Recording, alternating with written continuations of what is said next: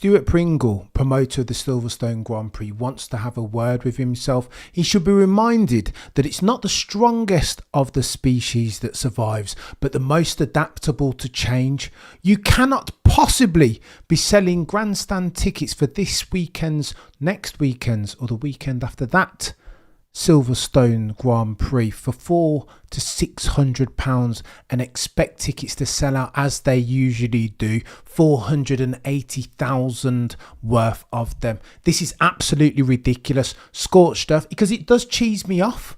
F1 for the longest time talks all this great stuff about how we race as one, diversity and inclusion, including bringing the fans into the experience, where all the while it wants to privatise the profits and socialise the losses. People do not have money in June of 2024. Heat or eat is absolutely a thing in this time of hyperinflation and bonkers interest rates. People can't afford to travel to Milton Keynes, Northamptonshire, even for the Silverstone Grand Prix, let alone pay £400 a pop times 4 for a family of 4 to go and watch cars drive around the track. How very dare you, F1? Here I am again going scorched earth at an FIA that holds its fans in contempt. Disenchanted are we, sick and tired of being rumbled and robbed. £400 for grandstand tickets. It's not like you get there and you get good treatment. Do you know what I mean? That the view from my couch is better with the metrics and the commentary. So where is the added value from the £400 to £600? Can you imagine? 1,500 quid for a family of 3. What are we doing, chat? I don't understand. And then the cheek of the man to blame Max Verstappen for the lack of ticket sales. What are we talking about here? Really? What, it's Max Verstappen and Red Bull's fault for doing what they're supposed to be doing as an F1 team and F1 driver, which is winning, maximising for their utility, trying to smash out 25 points each and every single weekend. You blame them because you can't sell tickets. Max Verstappen is right. Whilst he might be one of the slices in this very multifaceted causality pie, he's not the main one. People cannot afford tickets in June of 2024. People can't even afford to put petrol in the car. People do not have jobs. This is hard times. People are struggling to heat or eat their house. This is a choice. Discretionary spend items like Formula One at £400 to £600 will be the first ones to go. I don't blame people. Listen, as brilliant as it would be to go to Silverstone and watch Max and Lewis go round the track, sometimes you've got to make a choice as a human being, right? In this socio-economic era that we're living in, how very dare you, Stuart Pringle? And this isn't to say that the experience at track is anything special. Talk to people that have gone to Kota about the millions of miles that they end up walking. Talk to people that have gone to Monza and can't even get bottled water and have to walk for millions of miles just to get to bloody toilets. For women, sometimes there are not designated toilets even. Why don't you talk to the Canadian fans who were at the Grand Prix up a couple of weekends ago that had waited hours upon hours to just get into the bloody grandstand, only to finally get decent seats where they could view the cars really, really well. And then have the promoter go and get tarpaulin to block them. We disrespect our fans as an F1 community. The promoters do not hold us in high regard. They want our money and support, but they are not willing to engage us as key stakeholders.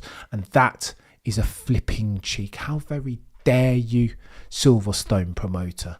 You'll never ever see me at Silverstone or any Grand Prix. Well, I'm going to take 600 of my pounds to buy grandstand tickets. What? General admission settings, behave yourself. This will never happen. You will never see me there.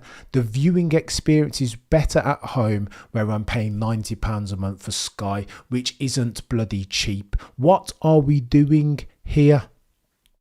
I just can't compute. This isn't a financial circle that I can square. Help me balance this financial equation. You cannot. because it doesn't make sense, sadly. £600. For the avoidance of doubt, £600 is 2 or 3 driving days at Silverstone. Catch me there. That's money well spent. I will be there each and every single time. Why am I spending £600 to go and watch a procession? 9 times out of 10, I will not. I shall not. And F1 fans should not, for they disrespect us each and every single time. They want your money and they want your participation, but they're not willing to engage you any further. And I think it's a bloody disrespect. They care not for us. And Mohammed bin Sulayem, the legend that is head of the regulatory body, the FIA, has talked ad infinitum about engaging fans, investing in grassroots. How very dare you, chap? Théo Pourchaire cannot even get a drive. Everything that you say is contradicted directly by your actions. Therefore, like, what are we doing? I cannot. It really upsets me, these guys. Jomo, I'm telling you, I would love to go to a race, but not for £600. And that's not even the worst of it. Yeah, when you go to Las Vegas and it's £10,000, £2,500 for a seat at some snazzy restaurant with a celebrity chef, behave yourself. We are not, for the most part, NFL players or NBA basketball players getting paid tens of millions of pounds. Don't count us out though, F1. In terms of number, we are the most frequently occurring amongst the fan base. We cannot afford this. Inflation, interest rates are a real thing. Cost of living crisis. COVID was just the other day. Millions of people all around the world do not have jobs. So how would we then expect us to take a family of 4 to a tune of £600 to a Silverstone Grand Prix? For the avoidance of doubt, that's £2,400. What are we doing? Unless you're a footballer, a basketballer, some type of sports personality earning millions and millions of pounds, nobody in their right mind is going to afford that. Nobody is going to pay that for an experience worse than what you can get on telly. It's a joke. Macon, entertainment across the board, absurdly expensive, not just F1. Macon, you are right, sir. But somehow, I feel like I'm doing the old man at the bar back in my day settings. I feel like I remember not too long ago, discounted for inflation, etc., etc. Tickets were not that expensive. It's only since Drive to Survive and the bumper season that was 2021, COVID, etc., etc., that these guys have started to tack on these absolutely ginormous increments onto these tickets. Indeed, pricing out the vast majority of the fan base. Macon, what are we doing, sir? Oh, the humanity indeed, Christian. What are we doing? F1, I love you. This is a love poem, a protest even. I implore F1 to continue growing the sport, notwithstanding, not to the detriment even of its fan base. Bring us in, don't push us away or price us out. £10,000 for a ticket at Las Vegas is absolutely out of the reach of 90% of the F1 populace. We will be here as greybeards and diehards, part-time casuals. We will be here watching permanently, ad infinitum, in perpetuity, absolutely.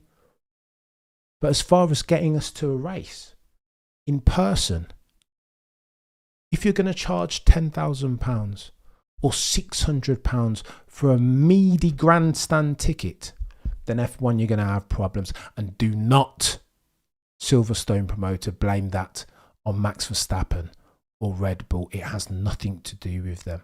There is a cost of living crisis, hyperinflation, interest rates are all over the place. You can't even get a loan. I can't even put petrol in my car to drive down to Silverstone, let alone attend the Grand Prix with a family of 3 at £600 a ticket. You are having a laugh. Silverstone promoter Stuart Pringle, go and have a word with yourself, chap. Lewis Hamilton is right. For Lewis Hamilton to say this with all of his millions and millions behind him This tells you all you need to know. He's absolutely right. As fantastic as an event as Silverstone is, a brilliant race circuit. 9 times out of 10, a brilliant race and a brilliant event. £600 is far too pricey. We are priced out, for the avoidance of doubt. You won't see me there anytime soon, I'll tell you that from now. But I digress. Prosecution rests. No further questions, Your Honour.